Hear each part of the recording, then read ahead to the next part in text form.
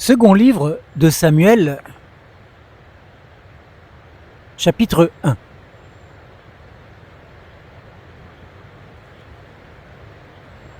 Or, après la mort de Saül, David, qui avait battu Amalek, s'en retourna à Tsilag, où il resta 2 jours. Le 3e jour, voici qu'un homme arriva du camp de Saül, les vêtements déchirés et la tête couverte de terre. Lorsqu'il arriva auprès de David, il se jeta par terre et se prosterna. David lui dit : « D'où viens-tu ? » Il lui répondit : « Je me suis échappé du camp d'Israël. » David lui dit : « Que s'est-il passé ? Fais-moi donc un rapport. » Il répondit : « Le peuple a fui le combat, et même beaucoup de ceux du peuple sont tombés et sont morts. Saül, même, et son fils Jonathan sont morts. » David dit au jeune homme qui faisait ce rapport : « Comment sais-tu que Saül et son fils Jonathan sont morts ?» Le jeune homme qui lui faisait ce rapport répondit : « Je me trouvais justement sur la montagne de Gilboa. Saül s'appuyait sur sa lance, et voici que les chars et les cavaliers le serraient de près.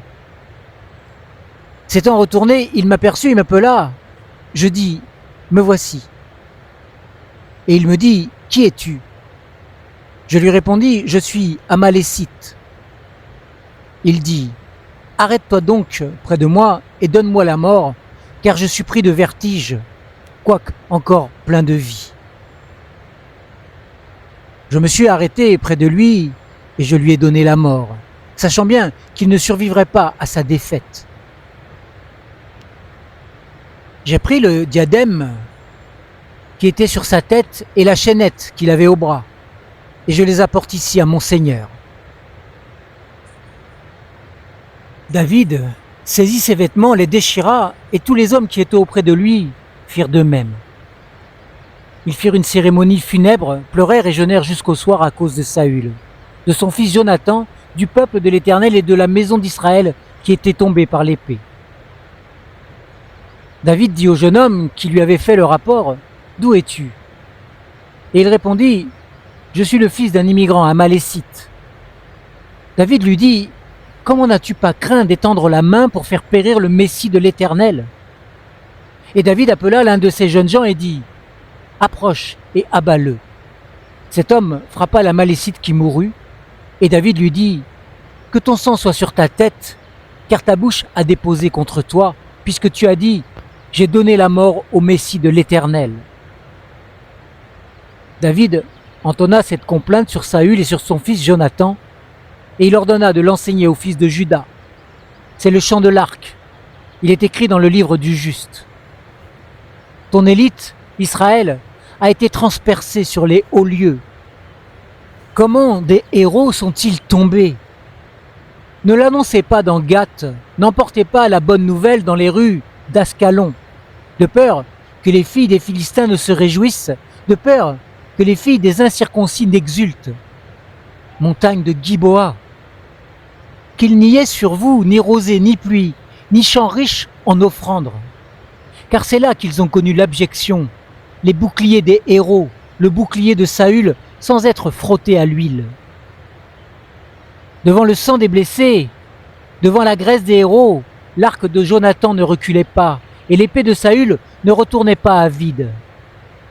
Saül et Jonathan, aimés et chéris pendant leur vie, n'ont pas été séparés dans leur mort. Ils étaient plus légers que des aigles, ils étaient plus forts que des lions.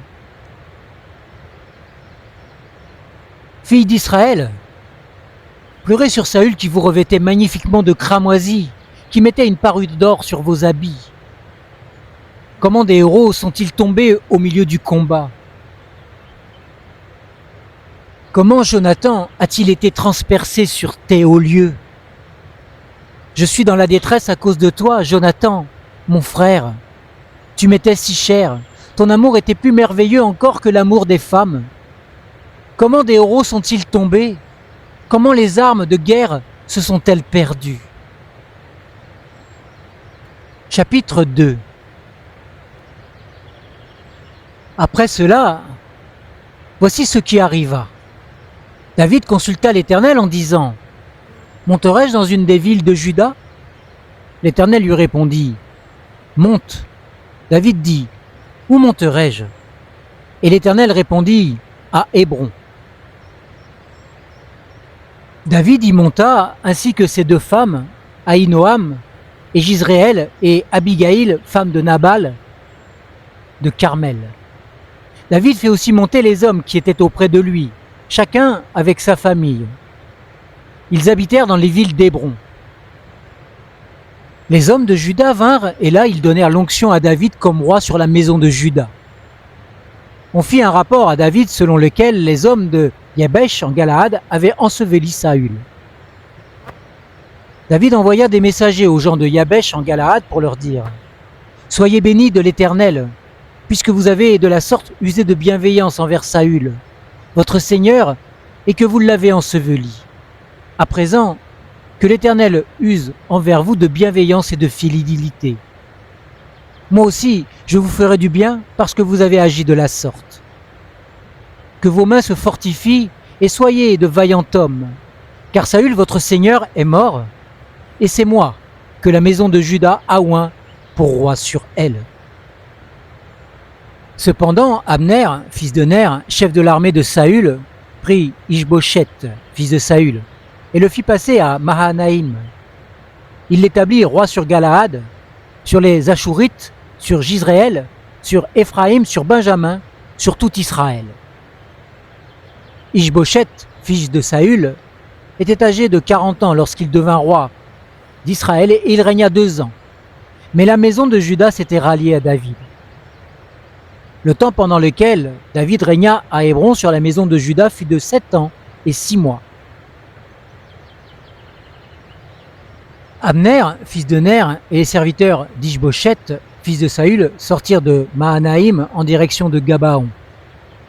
Joab, fils de Tserouïa, et les serviteurs de David se mirent aussi en marche, et ils se rencontrèrent tous ensemble près de l'étang de Gabaon et restèrent les uns en deçà de l'étang et les autres au-delà. Abner dit à Joab: que ces jeunes gens se lèvent et qu'ils se mesurent devant nous. Joab répondit: qu'ils se lèvent. Ils se levèrent et s'avancèrent en nombre égal, 12 pour Benjamin et pour Ishbosheth, fils de Saül, et 12 des serviteurs de David. Chacun saisissant son adversaire par la tête, lui enfonçant son épée dans le flanc. Et ils tombèrent tous ensemble, et l'on donna à cet endroit de Gabaon le nom de Elkat Hatsurim. Il y eut alors en ce jour une bataille extrêmement rude, dans laquelle Abner et les hommes d'Israël furent battus par les serviteurs de David. Là se trouvaient les 3 fils de Tserouïa, Joab, Abishai et Azaël. Azaël avait les pieds légers comme une gazelle de la campagne. Il poursuivit Abner sans se détourner de lui pour aller à droite ou à gauche.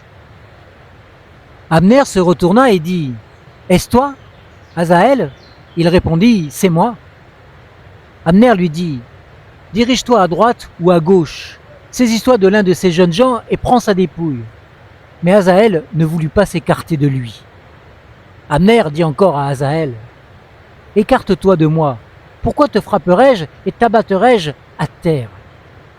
Comment ensuite pourrais-je regarder en face ton frère Joab? Mais Azaël refusa de s'écarter, sur quoi Abner le frappa au ventre avec l'extrémité inférieure de sa lance, et la lance sortit par derrière. Il tomba et mourut sur place. Tous ceux qui arrivaient à l'endroit où Azaël était tombé, mort, s'y arrêtaient. Joab et Abishai poursuivirent Abner, et le soleil se couchait quand ils arrivèrent au coteau d'Amma, qui est en face de Gia, sur le chemin du désert de Gabaon. Les fils de Benjamin se rassemblèrent derrière Abner, formèrent une troupe et s'arrêtèrent au sommet d'une colline. Abner appela Joab et dit: l'épée dévorera-t-elle toujours? Ne sais-tu pas que cela finira par de l'amertume? Jusqu'à quand resteras-tu sans dire au peuple de ne plus poursuivre ses frères? Joab répondit: Dieu est vivant. Si tu n'avais point parlé, le peuple aurait rompu le combat au matin, chacun laissant son frère. Joab sonna du corps, et tout le peuple s'arrêta. Ils ne poursuivirent plus Israël et ne continuèrent plus à se battre. Abner et ses hommes marchèrent toute la nuit dans la Araba. Ils passèrent le Jourdain, traversèrent en entier le Bitron et arrivèrent à Mahanaïm. Joab revient de la poursuite d'Abner et rassembla tout le peuple. Il manquait 19 hommes des serviteurs de David et Asaël. Mais les gens de David avaient frappé à mort 360 hommes parmi ceux de Benjamin et d'Abner. Ils emportèrent Asaël et l'ensevelirent dans la tombe de son père à Bethléem. Joab et ses hommes marchèrent toute la nuit et ils arrivèrent à Hébron comme la lumière paraissait. Chapitre 3. La guerre dura longtemps entre la maison de Saül et la maison de David. David devenait de plus en plus fort, et ceux de la maison de Saül allaient en s'affaiblissant. Il naquit à David des fils à Hébron. Son premier-né fut Amnon, d'Aïnoam, de Jizréel. Le second, Kiléab, d'Abigaïl, femme de Nabal de Carmel. Le troisième, d'Absalom, fils de Maaka, fille de Talmaï, roi de Guerchour. Le quatrième, Adonia, fils d'Agit. Le cinquième, Shéphatia, fils d'Abital. Et le sixième, Yitréam, d'Égla, femme de David. Voilà ceux qui naquirent à David à Hébron. Pendant la guerre entre la maison de Saül et la maison de David, Abner tint ferme pour la maison de Saül. Or Saül avait une concubine nommée Ritzpa, fille d'Aya, et Ishboshet dit à Abner: « Pourquoi es-tu allé vers la concubine de mon père ?» Abner fut très en colère des paroles d'Ishboshet, et il répondit: « Suis-je une tête de chien qui tienne pour Juda? J'use aujourd'hui de loyauté envers la maison de Saül, ton père, envers ses frères et ses amis.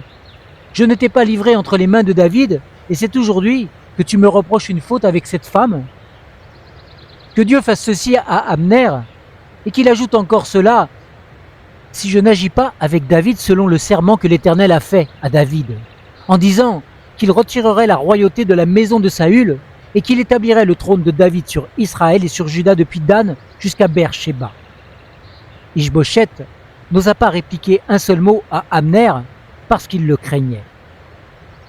Abner envoya des messagers à David pour lui dire de sa part: « À qui est le pays ?»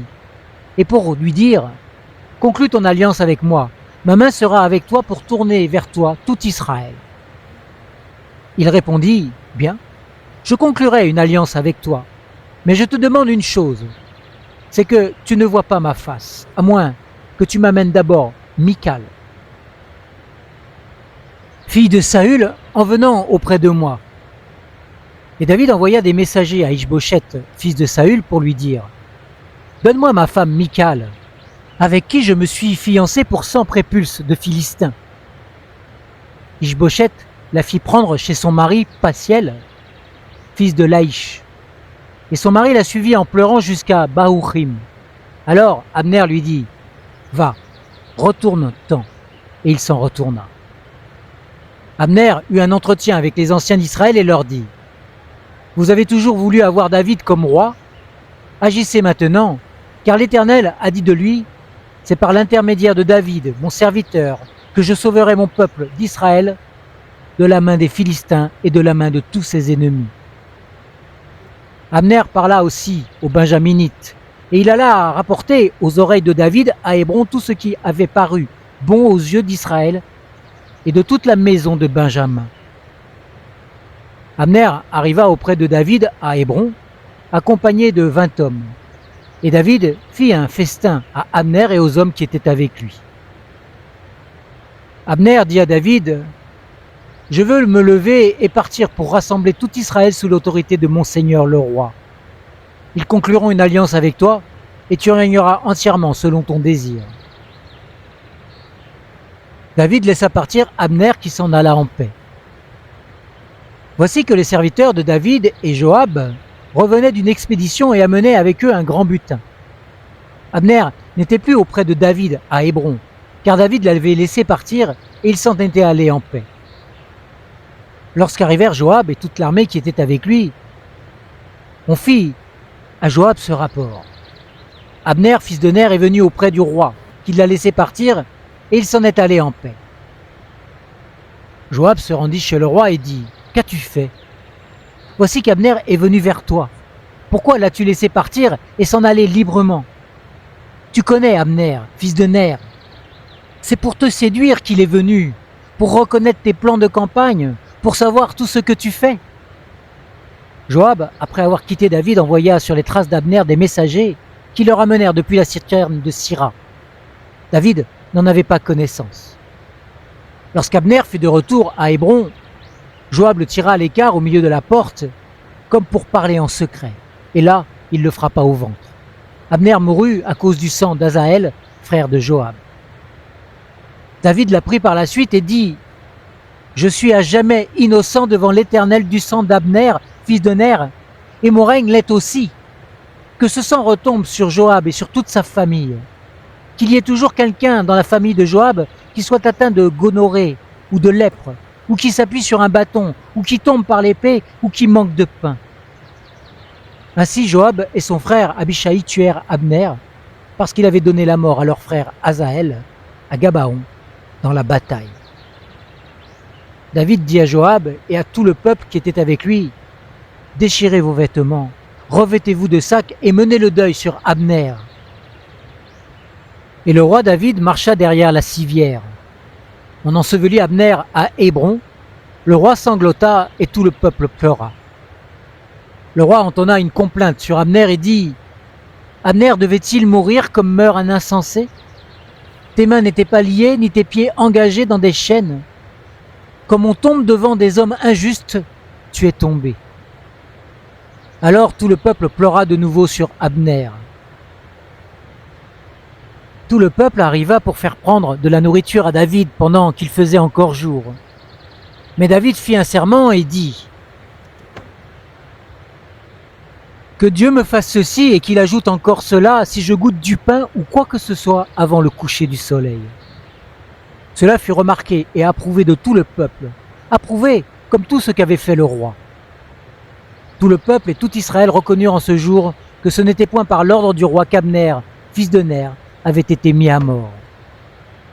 Le roi dit à ses serviteurs « Ne reconnaissez-vous pas qu'un prince, qu'un grand est tombé aujourd'hui en Israël ?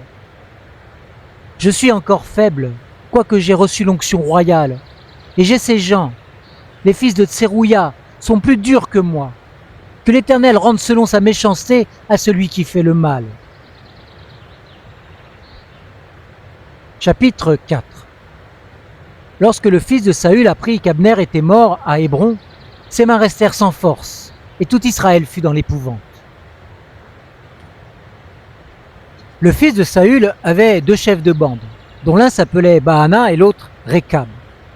Ils étaient fils de Rimon, de Béhéroth, d'entre les Benjaminites. Car Béhéroth était considéré comme faisant partie de Benjamin. Et les Bérotiens s'étaient enfuis de Kitaïm où ils ont séjourné jusqu'à aujourd'hui. Jonathan, fils de Saül, avait un fils infirme des pieds. Il était âgé de 5 ans lorsqu'arriva de Gisrel la nouvelle de la mort de Saül et de Jonathan. Sa nourrice l'avait pris pour s'enfuir. Dans la précipitation, il tomba et resta boiteux. Son nom était Méphibosheth. Or les fils de Rimon, de Béhéroth, Rékab et Baana se rendirent pendant la chaleur du jour à la maison d'Ishbosheth qui était couché pour la sieste du midi. Ils pénétrèrent jusqu'au milieu de la maison comme pour prendre du froment, et ils le frappèrent au ventre. Puis Rékab et son frère Baana s'échappèrent. Ils avaient donc pénétré dans la maison pendant qu'il se reposait sur son lit dans sa chambre à coucher. Ils l'avaient frappé et l'avaient fait mourir. Ils lui coupèrent la tête, prirent sa tête et marchèrent toute la nuit par le chemin de la Haraba. Ils apportèrent la tête d'Ishbosheth à David, à Hébron, et dirent au roi « Voici la tête d'Ishbosheth, fils de Saül, ton ennemi, qui en voulait à ta vie. L'Éternel venge aujourd'hui le roi mon Seigneur de Saül et de sa descendance. » David répondit à Récab et à Baana, fils de Rimon, de Béhéroth, « L'Éternel est vivant, lui qui m'a délivré de toute détresse. Celui qui est venu m'annoncer, voici que Saül est mort, et qui croyait m'annoncer une bonne nouvelle, je l'ai fait saisir et tuer à Tzilag pour lui donner le salaire de cette bonne nouvelle. Et quand des méchants ont assassiné un homme juste dans sa maison et sur sa couche, ne réclamerai-je pas maintenant son sang de vos mains et ne vous supprimerai pas de la terre ?» Et David ordonna à ces jeunes gens de les tuer. Ils leur coupèrent les mains et les pieds et les pendirent au bord de l'étang de Hébron. Ils prirent ensuite la tête d'Ish-Bosheth et l'ensevelirent dans la tombe d'Abner à Hébron. Chapitre 5.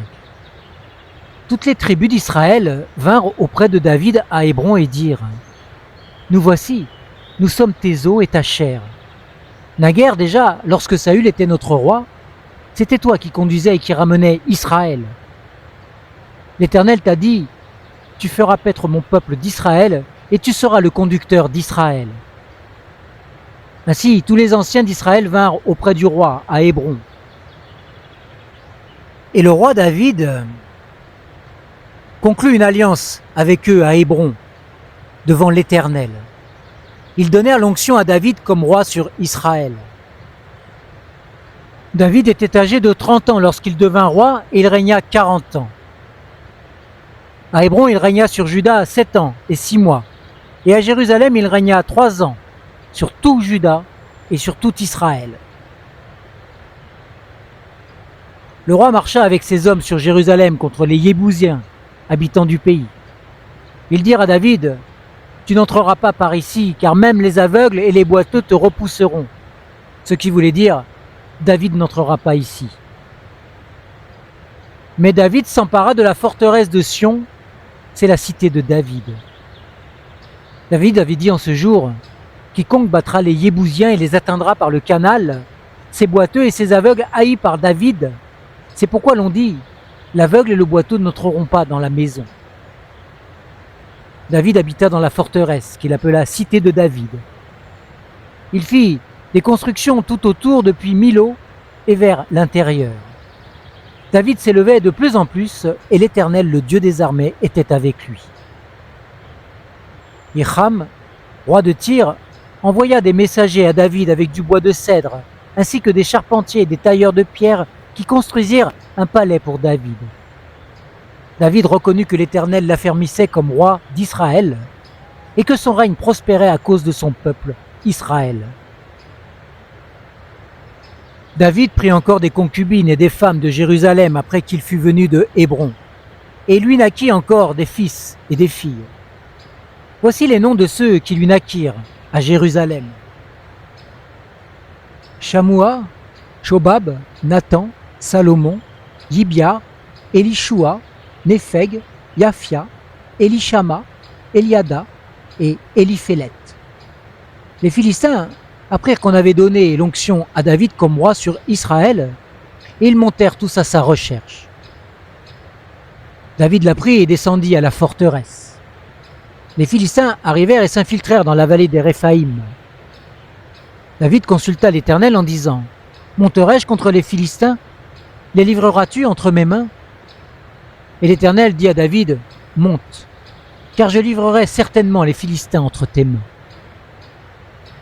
David arriva à Baal-Pératsim, où il les battit. Puis il dit : l'Éternel a fait une brèche dans les rangs de mes ennemis devant moi, comme une brèche faite par les eaux. C'est pourquoi l'on a donné à ce lieu le nom de Baal-Pératsim. Ils abandonnèrent là leurs idoles, et David et ses hommes les emportèrent. Les Philistins montèrent de nouveau et s'infiltrèrent dans la vallée des Réphaïm. David consulta l'Éternel, et l'Éternel dit : tu ne monteras pas. Tourne-les par derrière et tu arriveras sur eux vis-à-vis des mûriers. Quand tu entendras un bruit de pas dans les cimes des mûriers, alors hâte-toi, car c'est l'Éternel qui sort devant toi pour battre le camp des Philistins. David fit ce que l'Éternel lui avait ordonné et battit les Philistins depuis Géba jusqu'à Gézer. Chapitre 6. David rassembla encore toute l'élite d'Israël au nombre de 30 000 hommes.